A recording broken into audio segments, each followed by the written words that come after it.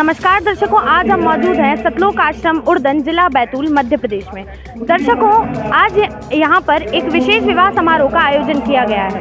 आप यहाँ पर देख सकते हैं कि आज यहाँ का दृश्य जितना भव्य है उतना ही श्रद्धा और अनुशासन, आध्यात्मिक ऊर्जा से परिपूर्ण है। आइए दर्शकों, आपको ले चलते हैं इस विशेष विवाह समारोह की ओर और जानते हैं यहाँ पर कि क्या खूबी है इस विशेष विवाह समारोह की। दर्शकों, आप यहाँ देख सकते हैं कि विवाह क्रियाएं शुरू की जा चुकी हैं, गुरुवाणी लगा दी गई है और यहाँ पर वर और वधू एक दूसरे को सूत्र बांध रहे हैं जो कि बंधन का प्रतीक है। दर्शकों, आइए जानते हैं अब उन नवविवाहित जोड़ों से जिन्होंने इस मंच पे सच्चे संकल्प के साथ नए जीवन की शुरुआत की है। आइए जानते हैं कि कैसा अनुभव रहा उनका और इसके पीछे क्या सोच थी। नमस्कार मैम। सत्सब जी बहन जी। क्या नाम है आपका? यामिनी दासी। आप कहाँ से? मैं बैतूल से हूँ। मैम, मैंने देखा और ध्यान दिया कि आपने किसी भी तरीके का कोई मेकअप नहीं किया है। लड़कियां अपनी शादी के दिन सजना संवरना लड़कियों का अपनी शादी के दिन सजना संवरना एक सपना होता है, तो आपको नहीं लगता कि आपका ये सपना अधूरा रह गया? जी नहीं, मुझे ऐसा बिल्कुल भी नहीं लगता है कि मेरा ये सपना अधूरा रह गया, क्योंकि मैं मानती हूँ कि सजना संवरना ज़रूरी नहीं है। मन की जो विनम्रता है, जो भाव है, वो सादगीपूर्ण होने चाहिए। तो मैंने संत रामपाल जी महाराज की शिक्षाओं से प्रेरित होकर यह निर्णय लिया कि मैं सादगीपूर्ण विवाह करूँगी और बिना मेकअप के, बिना किसी आडंबर के। मैम, आपने बात की कि संत रामपाल जी महाराज जी की शिक्षाओं की, तो मैं आपसे ये जानना चाहती हूँ कि संत रामपाल जी महाराज जी की शिक्षाएं कौन कौन सी? वैसे तो संत रामपाल जी महाराज ने हमें बहुत सारी शिक्षाएं दी है, लेकिन जो विवाह हम अभी कर रहे हैं उसमें उनका उद्देश्य है कि जो बेटियों पर जो अत्याचार होता है, जो दहेज की डिमांड होती है, उसको खत्म कर सके, मतलब दहेज मुक्त भारत बना सके, क्योंकि ये कुरीति है। इससे महिला को बहुत दर्द और पीड़ा से गुजरना पड़ता है और ये सब कुछ आडंबर है। जब एक परिवार आपको आपकी बेटी दे रहा है तो इससे बड़ा धन और क्या हो सकता है। हमारे परमात्मा जी, जो गुरु तत्वदर्शी संत रामपाल जी महाराज का तो यही कहना है कि जब आपको बेटी मिल गई तो और क्या चाहिए। बेटी ही सबसे बड़ा धन होती है उनके माँ बाप का, वो ही मिल गया आपको। मैम, इस विवाह में आपने किस तरीके की रस्में की? वैसे तो शादियों में कई प्रकार की रस्में होती हैं, पर क्योंकि मैंने सादगीपूर्ण विवाह को चुना है तो इसमें कोई रस्में मैंने की नहीं है। जैसे कि जगत में होती है हल्दी, मेहंदी, संगीत, अहीर, पर ये सब चीज़ें मैंने नहीं की है, क्योंकि मैं इन सब चीज़ों पर विश्वास नहीं करती हूँ। मैं जगत गुरु तत्वदर्शी संत रामपाल जी महाराज जी की शिष्या हूँ। उन्होंने मुझे प्रेरित करा है कि सादगीपूर्ण विवाह कीजिए। मैम, परंपरागत रूप से विवाह से पहले कुंडली मिलान अति महत्वपूर्ण माना जाता है, तो संत रामपाल जी महाराज जी के इस पर क्या विचार हैं और क्या आपने ये परंपरा निभाई है? जी बिल्कुल नहीं, ये कुंडली मिलान तो ऐसा कुछ भी नहीं किया है मैंने, क्योंकि मुझे विश्वास है कि जो मनुष्य, जो भी हो, जो भी व्यक्ति जगत गुरु तत्वदर्शी संत रामपाल जी महाराज से शिक्षा ग्रहण कर लेता है तो वो एक अच्छा व्यक्ति होता ही है। हमें कुछ भी जांच पड़ताल, कुंडली मिलाना, इन सब चीज़ों की जरूरत पड़ती ही नहीं है, क्योंकि ये सब वैसे शास्त्र के अनुकूल है ही नहीं। और हमारे गुरु जी संत रामपाल जी महाराज बताते हैं शास्त्र अनुकूल भक्ति, तो उसके अनुसार हमने बहुत ही सादगीपूर्ण विवाह को चुना है, जो कि 17 मिनट में खत्म हो जाता है। मैम, आखिरी प्रश्न हमारा आपसे यह है कि आज की युवा पीढ़ी life is all about enjoyment और वन लाइफ वन चांस जैसे विचारों को अपनाकर भव्य शादियों को इम्पोर्टेंस देती है, तो आपने संत रामपाल जी महाराज जी की शिक्षाओं के अनुसार सादगीपूर्ण विवाह को चुना, तो आपको लगता है कि इस निर्णय से आपने अपने लाइफ के एंजॉयमेंट को खत्म कर दिया है या सीमित कर दिया है? क्या विचार है आपके? जी नहीं, बिल्कुल नहीं। मुझे ऐसा नहीं लगता है कि मेरी शादी बैंड बाजे, बारात और हल्दी मेहंदी से नहीं हुई है तो मैंने कुछ मिस कर दिया है, ऐसा कुछ भी नहीं है। खुशी मेरी है सादगीपूर्ण विवाह में, जिससे मुझे आनंद मिलता है। तो मुझे आनंद ही जब इसी चीज़ में मिलता है तो मैं क्यों उन सब आडंबरों की ओर भगूं। मुझे मन की शांति चाहिए, ना कि लोक लाज, ये दुनियादारी में फंसना है। मुझे समाज को कुछ भी नहीं दिखाना है, मुझे अपने अंतर मन की की खुशी चाहिए, और वो खुशी मुझे मेरे परमात्मा की भक्ति और सादगीपूर्ण तरीके से रहने में ही मिलती है। तो दर्शकों, आपने सुने कि जो वधू के विचार हैं वह समाज को काफ़ी प्रेरित करने वाले हैं। तो आइए जानते हैं वर से कि उनके क्या विचार हैं इस विवाह को लेकर। नमस्कार सर, क्या नाम है आपका? मेरा नाम अंशुल दास है। सर, आप कहाँ से हैं? मैं दमोह मध्य प्रदेश से हूँ। सर, आप क्या करते हैं? मेरा अभी करंटली में गारमेंट्स का बिजनेस है और इसके साथ में रियल एस्टेट में इन्वेस्टमेंट भी है। सर, आप काफ़ी पढ़े लिखे लगते हैं, आपने दुनिया की चमक दमक छोड़कर आध्यात्मिक जीवन क्यों चुना? देखिए, आज की दुनिया में जैसे हम देखते हैं, जो युवा पीढ़ी है वो ज़्यादातर जो देखती है शोबाजी या शो ऑफ में ज़्यादा बिलीव करती है, जबकि हमारे जो संत रामपाल जी महाराज हैं, जगत गुरु तत्वदर्शी संत रामपाल जी महाराज, उनने बहुत ही सादगी तरीके से और एक सिंपल तरीके से जो हमारी रमणी विवाह का प्रोग्राम है उसको संपन्न करने का निर्देश दिया है और ज्ञान दिया है। उसके पीछे भी बहुत बड़ी बड़ी मतलब जो है इनर सोल को प्रसन्न करने वाली एक अंदर की हैप्पीनेस, जो हम बाहर तो 2 मिनट के लिए जाते हैं और हम इंजॉयमेंट करके आ जाते हैं, डीजे पे नाच लिया, संगीत में नाच लिया या कहीं बाहर जाके थोड़ी कुछ मौज मस्ती कर ली, लेकिन जो अंदर की शांति है जो बहुत लंबे समय तक चलती है वो हमारे जगत गुरु तत्वदर्शी संत रामपाल जी महाराज के ज्ञान से समझकर हम उन पे ज़्यादा विश्वास करके और हमें अंदर की शांति पे हम ज़्यादा महत्व देते हैं। सर, दूसरा प्रश्न हमारा आपसे यह है कि लोग सोचते हैं कि धर्म और मॉडर्न लाइफ एक साथ नहीं चल सकती, तो इस पर आपका क्या कहना है? मुझे लगता है धर्म और मॉडर्न लाइफ एक साथ चल सकती है, बस मॉडर्न लाइफ को एक गलत तरीके से परिभाषित कर दिया गया है। मॉडर्न लाइफ को आजकल सोचते हैं जो सिगरेट पी रहा है, दारू पी रहा है, डांस कर रहा है तो ये मॉडर्न है, या फिर जो अच्छे अच्छे बड़े बड़े रेस्टोरेंट में कुछ या कोई बड़े विलाइला में अपना कोई रमणी का कार्यक्रम या फिर थोड़ी शादी का कार्यक्रम करते हैं तो वो मॉडर्न है। ये हमारी सोच आजकल गलत बन चुकी है। मॉडर्न तो सोच होनी चाहिए हमारी, जो हम आजकल शो ऑफ करते हैं मॉडर्न बनने का, हमारी सोच मॉडर्न होनी चाहिए। जैसे पुरानी तरीके से चलती आ रही है कि जो बेटी होंगे, बेटी के पिता होंगे, वो लड़के वालों को दहेज देंगे, पैसे देंगे तभी शादी होगी, या फिर लड़की वाली जो हैं और भी बहुत सारी रस्में करेंगे तो, या लड़के वाले रस्में करेंगे। तो ये जो सोच है ये पुरानी सोच है कहीं ना कहीं। यदि आप मॉडर्न बनना चाहते हो तो अपनी सोच को मॉडर्न करें। लड़के और लड़की में कोई भेदभाव नहीं होना चाहिए। जो लड़की को सम्मान मिलता है वही लड़के को मिलना चाहिए, जो लड़के को मिलता है वही लड़के को मिलना चाहिए। तभी हम एक मॉडर्न सोच की तरह एक अग्रसर होंगे। और वही मेरे हिसाब से तो मॉडर्न सोच वही है जो बेटी और बेटा में भाव मतलब अंतर ना करे और एक जैसा माने। सर, आज के समाज में लोग दहेज को सम्मान से जोड़ते हैं। जब आपने ये निर्णय किया कि आप अपने गुरुजी के द्वारा बताए गए नियमानुसार दहेज रहित विवाह करेंगे, तो आपको ऐसा नहीं लगा कि समाज के तरफ से आपके ऊपर कोई प्रेशर बनेगा? नहीं जी, हमने समाज का इसलिए भी नहीं सोचा क्योंकि हमारे जगत गुरु तत्वदर्शी संत रामपाल जी महाराज ने हमें इतना ज्ञान दिया हुआ है कि यदि दहेज रूपी जो है वो एक तरफ से समझ लो लड़की वालों के परिवार पे बोझ है।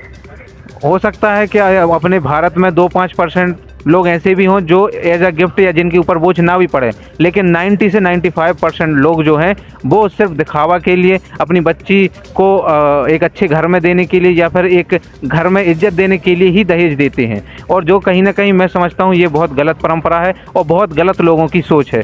मेरे हिसाब से तो लड़की के गुणों की पूजा होनी चाहिए, लड़की के व्यवहार की सम्मान होना चाहिए, लड़की का सम्मान होना चाहिए। उसके पैसों से उसके लिए कभी नहीं तोलना चाहिए। ये जो मुझे लगता है ये बहुत पुरानी सोच है। और यदि हम मॉडर्न युग में जी रहे हैं, मॉडर्न सोच के साथ जीना है, तो हमें ये दहेज की परंपरा ख़त्म करके एक सभ्य और सुशील समाज बनाना चाहिए। जैसे यदि देखा जाए कि यदि हम दहेज लेते हैं या देते हैं तो इस पे समाज जो है वो लड़की को बोझ समझने लगता है, बोझ समझता है। जैसे ही वो पैदा होती है उसको ऐसा लगने लगा, पिता को या उनके घर वालों को ऐसा लगने लगता है कि इनकी शादी पे मुझे खर्च करना पड़ेगा, दहेज देना पड़ेगा। और वो जब तक बड़ी नहीं हो जाती, विदा नहीं हो जाती, जब तक वो टेंशन उसके सर पे रहता ही है। उसके बाद भी यदि घर गई और उसकी बड़ी या छोटी बहू, उनके घर की छोटी या बड़ी बहू उनसे ज़्यादा या कम दहेज लेके आ गई, तो भी एक टेंशन रहती है कि हम भी उनके बराबर करें, वरना हमारी बच्ची की वहाँ पर ससुराल में इज्जत नहीं होगी। मुझे लगता है ये बहुत पिछड़ी सोच है, बहुत प्राचीन काल की सोच है। अब लोगों को मॉडर्न बनना चाहिए। इन सब को छोड़कर जो बहू है, जो बेटी है, घर पर आती है, उनके गुणों का सम्मान करना चाहिए, उनके व्यवहार का सम्मान करना चाहिए और सभी को एक साथ और एक नज़रिए से देख के एक साथ अच्छा सरल स्वभाव, शांतिपूर्वक जीवन जीना चाहिए। सर, हमारा आपसे आखिरी प्रश्न यह है, कहाँ आज की जनरेशन फास्ट लाइफ और मॉडर्न थॉट्स में उलझी है, लेकिन आपने स्पिरिचुअल जीवन को चुना। और आपके अनुभव में आज की युवा पीढ़ी के लिए आध्यात्मिकता उतनी ही इम्पोर्टेंट है जितनी कैरियर और टेक्नोलॉजी? बिल्कुल बिल्कुल बिल्कुल, जितनी कैरियर और टेक्नोलॉजी है उतनी आध्यात्मिक रूप से हमारे लिए सजग रहना भी उतना ही इम्पोर्टेंट है। क्योंकि यदि हम सिर्फ आधुनिक और इसी की तरफ देखते रहेंगे, आधुनिक और ये भी ज़रूरी है, लेकिन उसके साथ हमारी आध्यात्मिक यदि चीज़ मिल जाए तो हमारे दोनों में और ये समझ लो सफलता में भी चार चांद लग जाएंगे। हमारा जो जीवन है और अच्छे से सरल पूर्वक, शांतिपूर्वक और बहुत अच्छे से जो जीवन यापन है वो हम कर सकते हैं। टेक्नोलॉजी है, साइंस है, वो हमारी सुविधाएं हमें देती है, शारीरिक सुविधाएं देती है, मानसिक सुविधाएं देती है, बहुत सी सुविधाएं प्रदान करती है। उसके साथ यदि हम आध्यात्मिक को भी जोड़ दें साथ में, तो उसके साथ में हम ये समझो कि इनर सोल जो हमारी होती है वो एकदम शांतिपूर्ण तरीके से शांत हैप्पी रहेगी। और वही मुझे लगता है कि मेन उद्देश्य होना चाहिए। क्योंकि पैसों से, लोग बोलते हैं पैसों से खुशियाँ नहीं खरीदी जा सकती, वो होती है हमारे मन, विचार, कर्म भाव से ही खुशियाँ आती हैं। बहुत अमीर लोग भी मैंने देखे हैं, कलेक्टर जैसे लोग, कलेक्टर, डिप्टी कलेक्टर, डीसी, जो घर की परेशानी से आकर, जो आज हम न्यूज़ पे भी देख रहे हैं, घर की परेशानियों से, चिंता से आकर स्वयं सुसाइड कर रहे हैं। अब सोचो यदि पैसा, धन या इज्जत या कोई अच्छी पोस्ट आपको खुशी दे सकती, तो ये वो जो रिस्पेक्टेड पोस्ट पर हैं वो ये कदम नहीं उठाते। मुझे लगता है जो आध्यात्मिक ज्ञान है वही हमारे अंदर की शांति और हमारे कहीं ना कहीं जो जीवन यापन है उसको सरल तरीके से जीने के लिए बहुत ज़रूरी है। धन्यवाद सर। थैंक यू जी। नमस्कार सर। नमस्कार, क्या नाम है आपका? मेरा नाम राजा दास है। सर आप कहाँ से हैं? मैं डिस्ट्रिक्ट अशोकनगर मध्य प्रदेश से हूँ। सर हम आपसे ये जानना चाहते हैं कि आपने ये 17 मिनट में दहेज मुक्त विवाह किया संत रामपाल जी महाराज जी के सानिध्य में, तो आपने इसमें कौन कौन सी रस्में की हैं यहाँ पर आने से पहले, और यहाँ से जाने के बाद आप कौन कौन सी रस्में करेंगे? जी, हमने यहाँ पर आने से पहले जो सतलोक आश्रम बैतूल में हमारी आज दहेज मुक्त विवाह हुआ है, इसमें यहाँ पर आने से पहले हमने कोई भी रस्म नहीं की और यहाँ से घर जाने के बाद भी हम कोई रस्म नहीं करेंगे। जो भी हमारी जो रस्म होती है, रस्में जो होती हैं जो यहीं पर होती है, 17 मिनट में जो विवाह हुआ है, जो आपने देखा है, यही सारे विवाह होता है। धन्यवाद। सत्य। दर्शकों, अब हमसे जुड़ चुके हैं वर और वधू के माता पिता। आइए जानते हैं उनसे कि उन्होंने ये विशेष विवाह पद्धति क्यों अपनाई, इसके पीछे क्या सोच थी। नमस्कार सर। साहब, क्या नाम है आपका? विष्णुदास।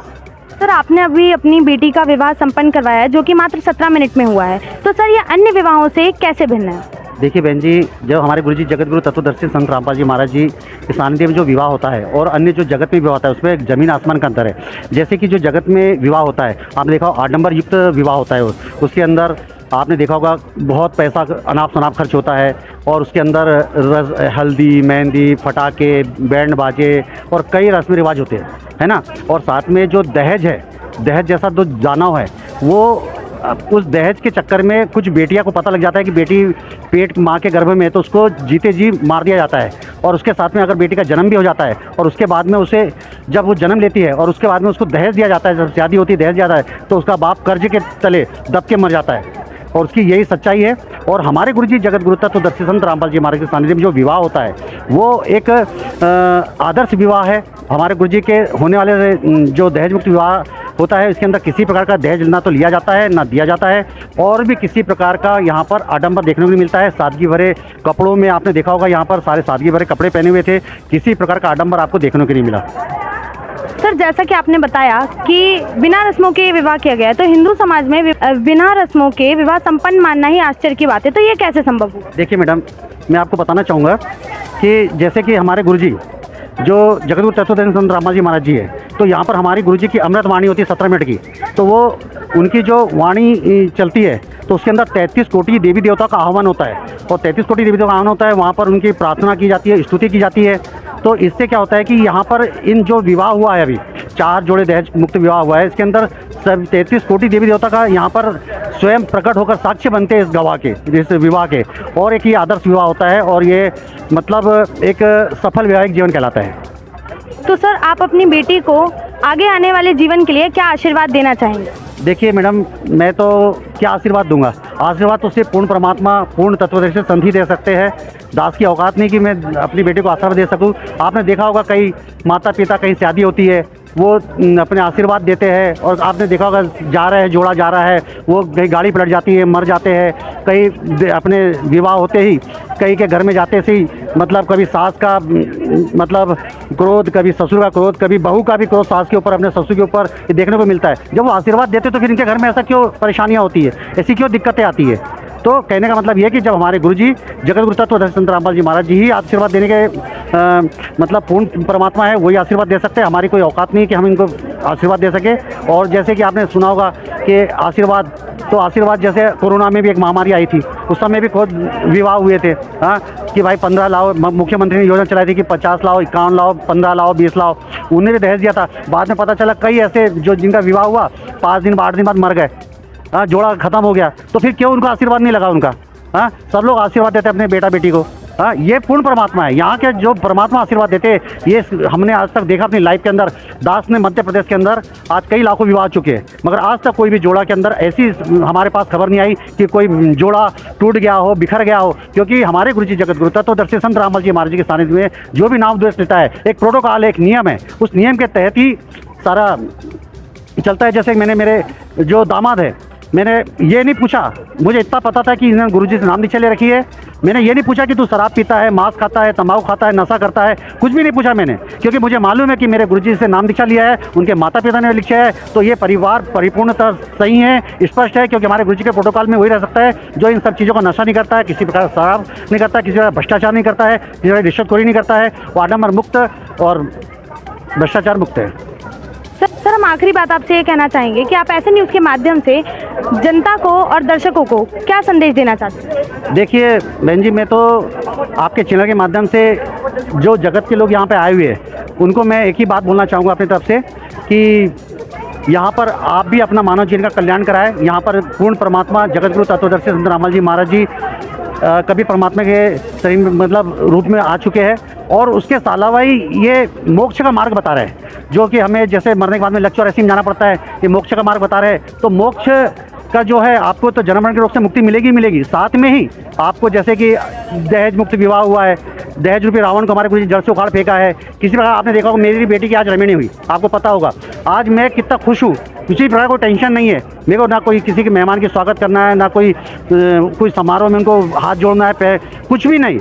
आए हैं आप यहाँ पर आए, परमात्मा से सारा खर्चा उठाया है, परमात्मा के यहाँ पर सारे पूरा जगत, हमारे रिश्तेदार भी आए हुए कई, हाँ, आए, सब लोग तारीफ कर रहे हैं कि ऐसा विवाह हमने आज तक नहीं देखा। मात्र 17 मिनट में खाना पीना, रहना, नहाना धोना सब कुछ मुफ्त है यहाँ पर, और किसी प्रकार का दास के ऊपर दबाव नहीं, किसी के ऊपर मतलब मेरे ऊपर आके किसी ने ये नहीं बोला कि आपने ये नहीं करा वो नहीं करा। हम जगत में देखते हैं कोई किसी का मामा परेशान, कोई मुआ परेशान, तो कोई फूफा को बनाओ, तो किसी बुआ को बनाओ, तो किसी को इसको बनाओ उसको बनाओ, ये चलता है। मैं खुद जाता हूँ अपनी जगत की शादी में, कोई किसी से नाराज, कोई नाराज, मगर दास की कोई टेंशन नहीं। भाई मैंने सबको बोला कि 20 तारीख को आइए, मेरी बेटी की रमणी है, 20 तारीख को सब लोग आए और खुशी से प्रसाद पाकर सब अपने अपने घर को जाएंगे। धन्यवाद सत साहिब। दर्शकों, अब जानते हैं वधू की माँ से कि उनके क्या विचार हैं। नमस्कार मैम। सत्साहिब क्या नाम है आपका? दुर्गादास है। मैम, अभी आपने अपनी बेटी का जो विवाह संपन्न करवाया है, उसमें आपने अपनी बेटी के लिए क्या क्या दहेज दिया है? देखिए, आज जो विवाह संपन्न हुआ है, जो हमारे जगत गुरु तत्वदर्शी संत रामपाल जी महाराज के सानिध्य में संपन्न हुआ है, जो पूर्णतः दहेज मुक्त है, जिसमें कोई लेन देन नहीं होता, 1 रुपये का लेना न 1 रुपये का देना। बेटी को सिर्फ 2 जोड़ कपड़े में ही ससुराल भेजा जाता है, और सारी जिम्मेदारी फिर ससुराल पक्ष की होती है। और ये देखो कितनी बड़ी चिंता होती है, वो माता पिता जिस गुरुजी से जुड़े हैं उसमें एक भी हमें कोई टेंशन नहीं था कि हमें कुछ लेना है, हमें कुछ देना है, या बेटी को दहेज देना है, या मतलब चिंता टेंशन कितनी सारी रहती है कि ये करना है वो करना है, सारी चिंताओं से मुक्त है हमें। तो मैम, आप दर्शकों को और अन्य माता पिताओं को क्या संदेश देना चाहते हैं? मैं तो ये संदेश क्या दूँगी, मैं तो ये आग्रह करना चाहती हूँ कि हमारे गुरुजी तत्वदर्शी संत रामपाल जी महाराज के अनमोल ज्ञान को सुने और जुड़े और नाम दीक्षा ले। और ये जो बोझ है दहेज मुक्त बेटियों पर को समझा जाता है कि दहेज देना ये करना है, तो इस बोझ से मतलब मुक्ति पाए और सामाजिक बुराइयों को त्याग कर हमारे गुरुजी से नाम दीक्षा लेकर अपने जीवन को सादगीपूर्ण व्यतीत करे और चिंता मुक्त रहे। क्योंकि देखो, हमारे यहाँ 2 बेटियाँ हुई तो सब बोलते थे कि 2 बेटियाँ हैं, अब इनके ब्याह शादी में इतना खर्चा होगा, ये होगा। तब हम गुरुजी से जुड़े तो हमें पूरी चिंता से मुक्ति मिल गई और हमें कोई टेंशन नहीं है। आज भी हम ऐसे कोई टेंशन नहीं है। आज हम आए यहाँ पे, हमको कोई भी पैसे दे ले, कोई लेना ना देना, दोनों पक्ष मतलब चिंता मुक्त से विवाह हुआ बेटी का। पर जिसे रमेनी कहा जाता है हमारे गुरुजी में, यही कहूँगी कि आप भी जुड़िए और सामाजिक जो बुराइयाँ हैं समाज में, दहेज रूपी जैसे बेटी को बहुत समझा जाता है, इन चीज़ों से गुरुजी से नाम दीक्षा लेके इन चीज़ों से बचे और मैं यही प्रार्थना करूँगी। धन्यवाद मैम। सच है जी। दर्शकों, वर वधू के माता पिता के बाद आइए अन्य परिजनों से जानते हैं कि उनके इस विवाह समारोह में सम्मिलित होने के बाद विवाह को लेकर और संत रामपाल जी महाराज जी के ज्ञान को लेकर क्या विचार है। नमस्कार मैम। नमस्ते मैम, सत साहेब। क्या नाम है आपका? मेरा नाम श्रिया साहू है, मैं एडवोकेट हूँ हाई कोर्ट इंदौर में।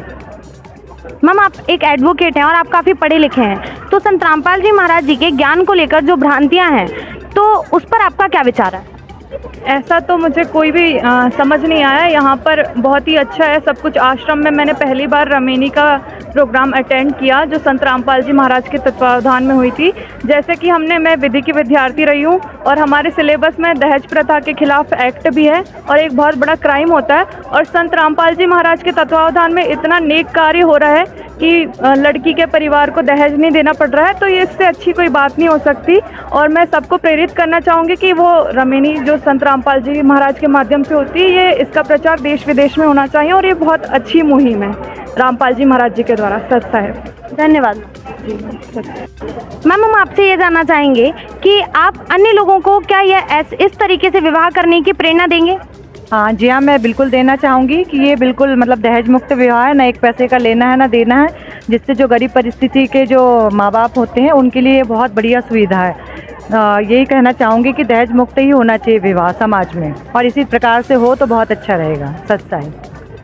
सर, आपको यहाँ पर जितने भी लोग आए हैं तो आपको संत रामपाल जी महाराज जी के जो भी शिष्य थे उनका व्यवहार वह कैसा लगा? बहुत अच्छा, बहुत ही सौम्य व्यवहार। हर चीज़ में राम का नाम लेकर के बात करते हैं, हर चीज़ में बहुत अच्छे से लोगों को ट्रीट करते हैं। और जो आज विवाह यहाँ हुआ है दहेज मुक्त विवाह, ऐसा पूरे देश में हो, ऐसी हमारी प्रार्थना है संत रामपाल जी महाराज से। और जो उनके और भी मुहिम है जैसे कि नशा मुक्ति और गरीब लोगों की मदद करना, लोगों को संगठित करना, दहेज मुक्त विवाह कराना और मुफ्त में भूखों के भोजन आदि यहाँ पे प्रदान किया जाता है, तो ये बहुत ही अच्छा है देश के लिए। इसके लिए मैं रामपाल जी महाराज का बहुत बहुत धन्यवाद करता हूँ। धन्यवाद। Thank you. तो दर्शकों, आपने देखा संत रामपाल जी महाराज जी का संदेश साफ है। विवाह एक जिम्मेदारी है, ना कि दिखावे की प्रतियोगिता। और यहाँ पर जो विवाह संपन्न किया गया है संत रामपाल जी महाराज जी के सानिध्य में, उसका असली अर्थ समझाया जा रहा है, जहाँ व्यय नहीं व्यवस्था है। यह थी ऐसे न्यूज़ की विशेष रिपोर्ट। धन्यवाद।